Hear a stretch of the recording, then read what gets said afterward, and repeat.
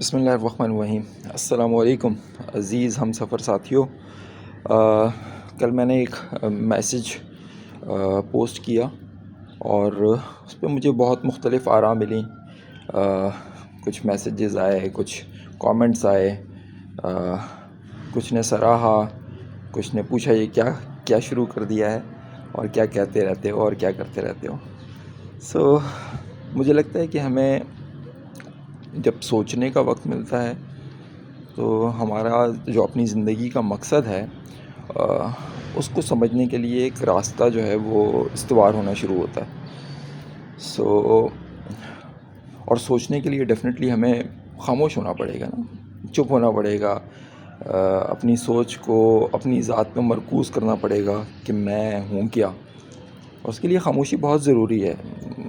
آپ کو مستقل طور پہ، عارضی طور پہ نہیں کہ جی کبھی سوچ لیا کبھی نہیں سوچا، مستقل طور پہ دن کے ایک مقرر حصے میں آپ وقت طے کر لیں کہ جی آپ نے صبح ارلی اٹھ کے آدھا گھنٹہ 1 گھنٹہ بیٹھ کے خاموشی کے ساتھ سوچنا ہے، غور کرنا ہے۔ اور جب سوچیں گے، غور کریں گے، فکر پیدا ہوگی، اور جب فکر پیدا ہو جاتی ہے، تھوڑی سی بھی پیدا ہوتی ہے نا، تو خاموشی کا دورانیہ بڑھنا شروع ہو جاتا ہے۔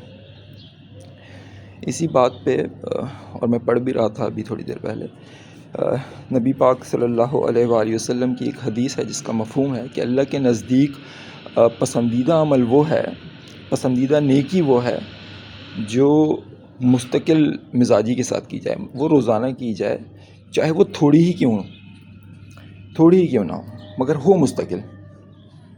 تو اس بات پہ عمل کرنے سے مجھے لگتا ہے کہ ہم ایک نبی پاک صلی اللہ علیہ وسلم کی ایک حدیث پہ جو اللہ تعالیٰ کا پسندیدہ عمل ہے اس پہ عمل پیرا ہونا شروع ہو جائیں گے کہ آپ ایک عمل کریں، مگر چاہے وہ تھوڑا ہو چاہے زیادہ ہو، بٹ مستقل مزاجی سے ایک ہی وقت پہ کریں۔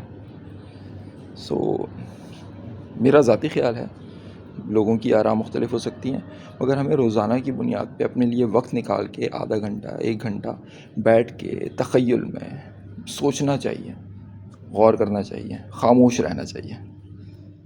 بہت شکریہ آپ سب کا۔ السلام علیکم۔